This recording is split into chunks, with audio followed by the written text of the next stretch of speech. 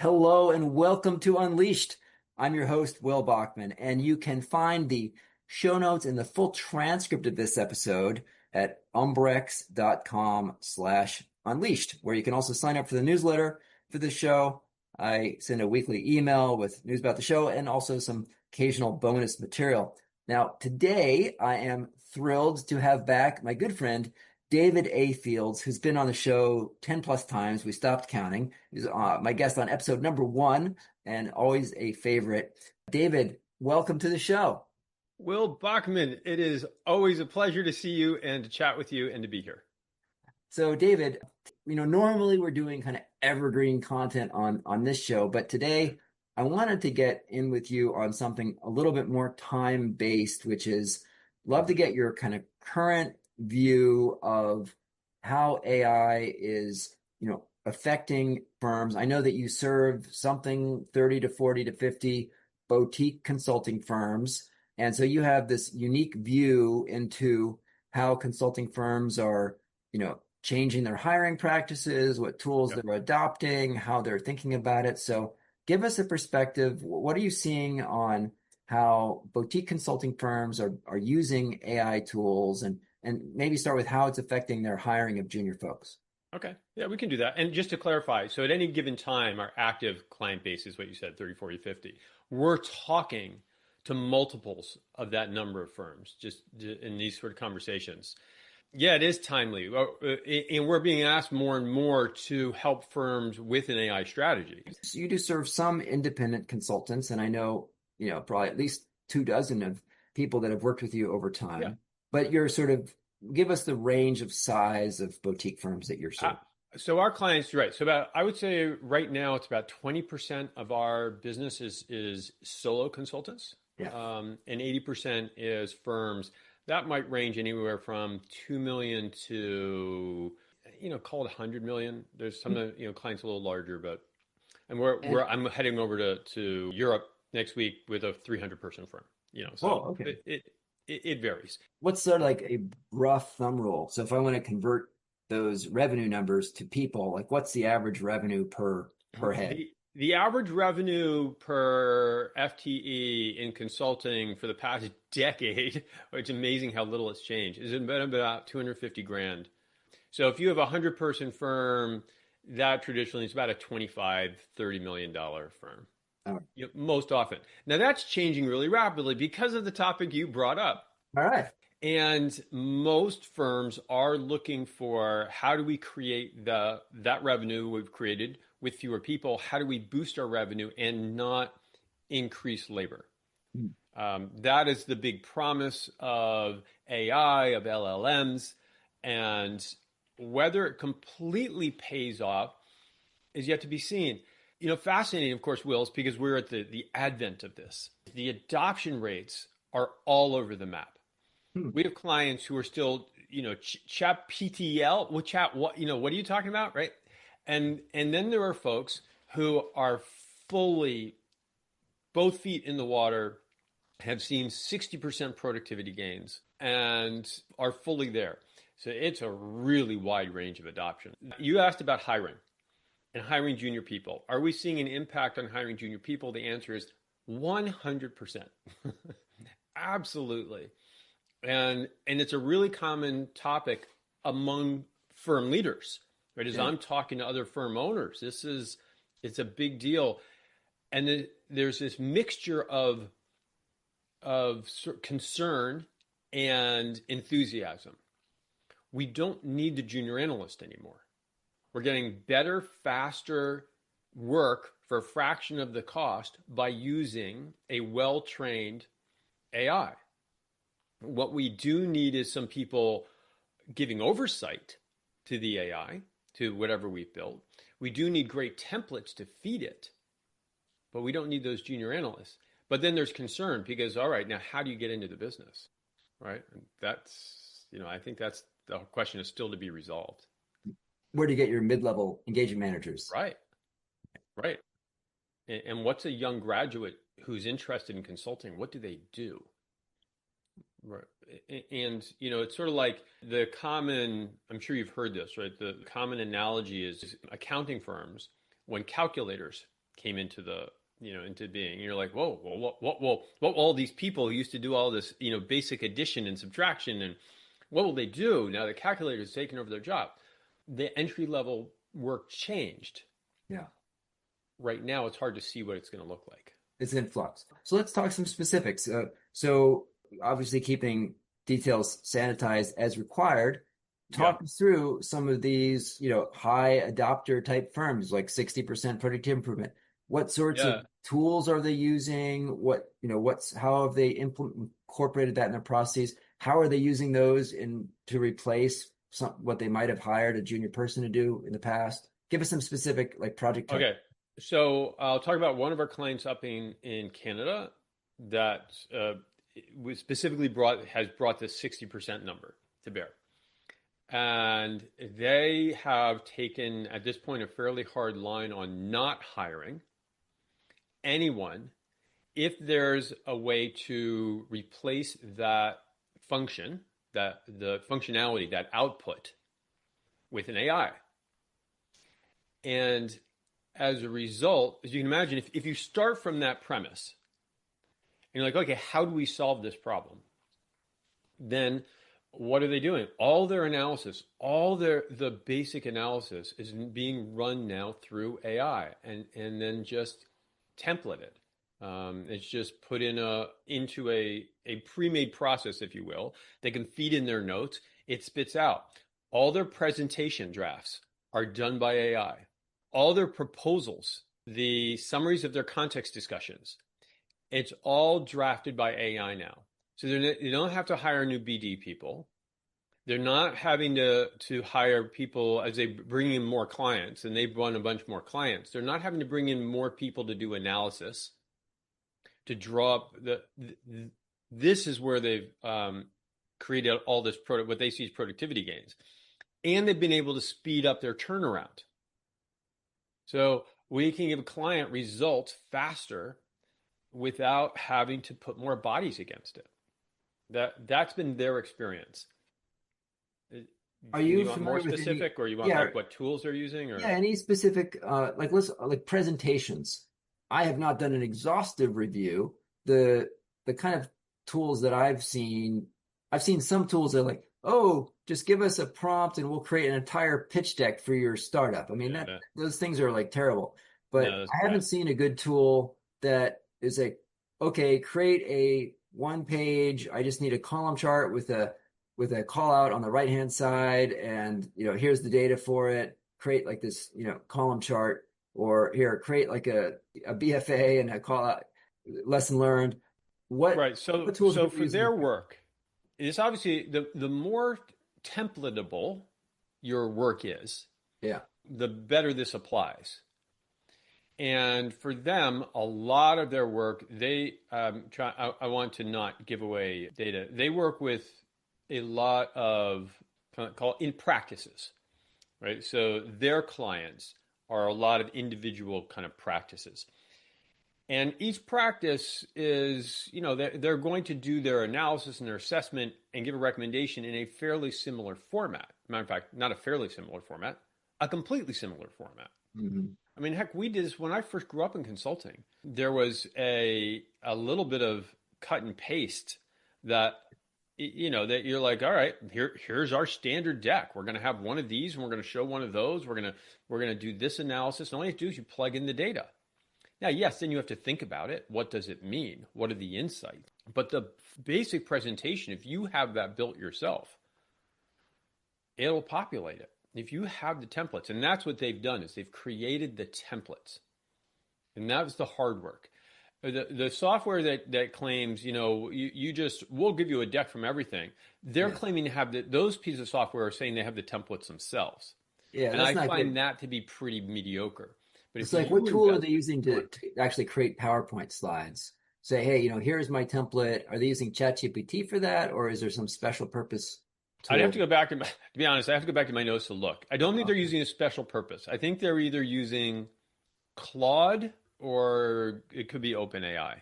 I think almost any of these, Copilot, I don't know, but Gemini, Claude, OpenAI, DeepSeek, they're all pretty well trained now. But again, it's garbage in, garbage out. Yeah. And I think what separates people who are getting 60% productivity from folks who are like, I don't know, it seems a waste, is, to use this one Canadian client as an example, they've been willing to invest to make sure it's not garbage in. The same as when you bring in a human and you're like, well, how do we get teams? How do I delegate and get teams or subcontractors to produce good output? Well, the way is by giving them really good direction on what that output should look like. It's the same thing for an AI. Do you see these firms, particularly the ones that are, kind of seeing the biggest productivity gains? Yeah.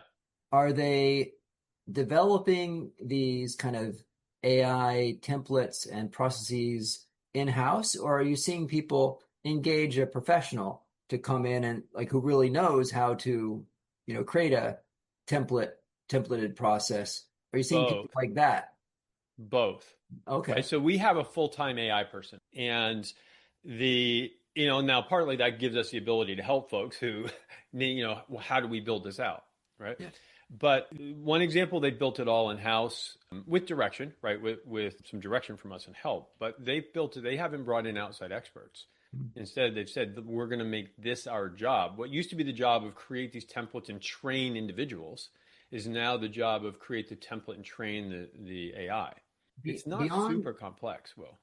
beyond the standard sort of major general purpose LLMs like ChatGPT and Claude, Yeah. any specific purpose-built tools come to mind? Like I've Uh, had on this show the founder of Wokalo, Sid Masson. He was on episode 615, which talked was this due diligence tool, which is pretty incredible. We had Shandor Marton talking about a tool that he built. He's a consultant and built it for his own use. This Chronos Insights on episode 616, and we had the founder of MyJunior.ai, which is for expert interviews where you kind of have it plug in it, and then it will create sort of synthesis across all the expert interviews, creates pages. Are you seeing people use like yes. special purpose tools? Yes. And it is so varied. I was talking to a CEO this morning of a consulting firm, and he was talking about how they're using granola.ai. Hmm. And it's been great for them. I'm like, okay, great. So yeah, every day I'm writing down all of these new tools. It's hard to keep track of them. Yeah. What our AI guys basically said is the same thing. That's part of his job is keep, what are the new tools and what should we be looking at? Because it's so varied. I mean, Hmm. he said you can't keep track of all of them. And our rule is you never buy fully into any of them. Meaning, he said there's no such, even if they give you 3 extra months to do an annual subscription, always go monthly Huh. because it's changing too rapidly. And you're not going to want it in a year. You're going to want some other tool, or we need to be able to be flexibly migrate. But you have a lot of folks in the Umbrex community that are building AIs. People you just mentioned, Sinisa Slipčević, maybe I'll pronounce it. He's building a whole firm around AI. So there are a lot of special purpose AIs, Mhm, mhm. and clients are using them. I'd have a hard time telling you them. Have you seen any kind of variation by sort of functional area? Like, do you see certain types of functional folks using AI much more than other types? Like, if you think about strategy or ops folks or org or marketing or sales or finance focused consultants. The That's such an interesting question, Will. I would have characterized the split on adoption less around function or type of firm Mhm. and more just around kind of founder mindset Hmm. and operational orientation. And there are people who are very oriented on how do I create efficiency, how do I adopt tools, and all of that. And that has seemed to be more of the driver. There's a supply chain consultancy that is again both feet in, more than both feet in, wants to be on the bleeding edge of AI. But we have a supply chain consultancy that's like, yeah, whatever. I'm sure we want the tools, but there's no one that's on the in that field, for instance, that's going to say oh, no, no, I want to stay away from it because you need the analytical horsepower to stay relevant. And so I think it has less to do with that and the function and more to do with the attitude or personality and perhaps the industry they're serving. Some consultancies that are serving very slow industries, feel less pressure to adopt AI. I guess I'm seeing just that there's a lot of tools for anything that is about doing like desk research or Yeah. sort of traditional research. If a consultant associate used to do, you know, Oh yeah, secondary 100%. research, so a lot of like due diligence, market assessment type work, a lot of that, particularly the more junior prep work, can be done with some tools now extremely efficiently, and you can spend your Yeah. time drawing insights instead. Basic analysis, 100%. Everybody, that's where they're using it. Yeah. Research, interesting. So I was just before you, I was on the phone with one of our clients in Europe that is in the research business. They had their best month ever. Wow. Right. And you're like, well, why is that? They're actually fairly protected, I think, because even though synthetic VOC is an interesting idea, it's not good. And I think clients are starting to realize this, that LLMs will give you an answer, but it's not necessarily a valid answer. And if you truly want to know what your customers are thinking, you have to have somebody talk with them. And AIs are not great at that yet. Yeah. So they will make up an answer, but it's not a valid answer. Yeah. And by synthetic VOC, just to my understanding of what you're referring to there is where the AI will kind of generate a bunch of, potential profiles of here are, 100 different consumers, each with its own characteristics, and then it will interview that sort of Right. synthetic character. There's also out there on episode 598, I talked to Harsh Sahai. Yeah. So this is starting to happen where he runs Bridgetown Research, where they've built an AI tool that will actually do the expert interview. So it's kind of this, instead of the person filling out a paper survey or an internet survey, they're actually in voice mode with an AI that's doing responsive questions. So it's not just kind of going down a script, but if the person says something interesting, the AI will say, "Oh, say more about that. Where'd you get that detail?" Yeah. And we're not seeing, so I think that's awesome. We're not seeing wide adoption of that yet. Yeah, Though, again, 2 years from now, we're going to yeah, look back at today and go, oh my God, what were we thinking? We right. totally missed this, right? That's the one thing I can guarantee Yeah, is it's going to look really different. yeah, yeah. This is definitely not an evergreen episode. No, Thank you very much. it's an episode to look back at and laugh, look Yeah. back on and laugh about. Any just put you on the spot. Any predictions for this fall in 2026 of what you expect to see? We have just been talking to folks about it. It's so unpredictable. I think it's going to be very spiky. What you're going to see is folks who are generalist recommendation givers are going to struggle Mm-hmm. incredibly over the next few months. Specialists who have some real insight and can give practical application are, hopefully we're seeing it continue to rebound. You see a lot of projects come in, Will. Is that consistent or inconsistent with what you're saying? I'd say it is often the case that clients want someone who has done that project before, right? Yeah. In their industry, right? Right. And, we can say, well, if you want, we can filter on your industry and this kind of project, and that narrows the pool, and you can have the best person out of this narrow little pool. Or you could get a really top performer who hasn't done this specific project before, and they might be like higher capability level, and they can quickly pick up the speed because you company are the expert on your industry, right? You can tell them, Yeah. and they say, no, we want No, some. that was my whole entire first book, right? Yeah, My right. whole, Executive's Guide to Consultants was all trying to convince clients to look for outcome expertise, not situation expertise, because they are the experts in their own situations. The clients are, Right. right? And that was, banging head against a wall. No, that's not. Clients won't do that. Was this So helpful, Will? this is great. So tough news for, it sounds like, for junior people. That, I mean, what advice would you give to a junior consultant, like someone who wants to be that junior consultant? How should that person try to worm their way into the consulting world? Boy, I wish I knew the answer to that. I think I'm totally speculating, Will. I think that it's not enough to just be smart now. You have to have some domain expertise that you can bring to bear. Yes, be good and insightful and problem solver and all of that, but that used to be what would get you into a firm. I'm not sure that can get you into a firm now. What can get you in is knowledge that the GPTs don't have, or some insight.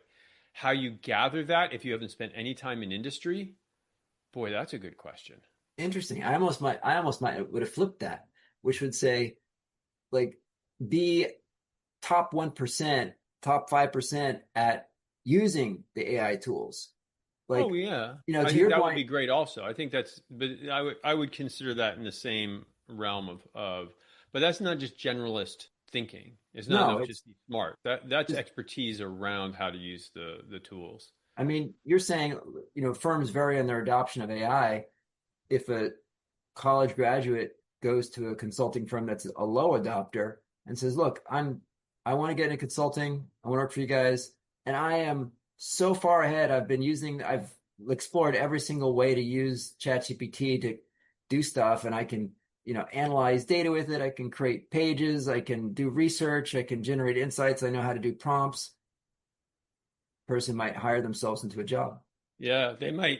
I don't know. I don't know whether that's the case or whether the head of the firm is going to go, "Oh yeah, cool. You'll be part of my IT group." Well, But I guess we'll find out. So I would love all the people who are entering the industry right now or who are at the beginning of their career. It would be great if they reached out to you and reached out to me yeah, and talk to us. yeah. And to Um, reach out to you, David, how should they do that? Share your contact info. How should people do that? David at davidafields.com. That's anyone can email anytime or go to the site davidafields.com. David, Or and I recommend to everyone to sign up for David's weekly newsletter. I love his blog posts. It's tremendous insight and sometimes some good stick drawings. And so definitely visit davidafields.com and sign up for his newsletter.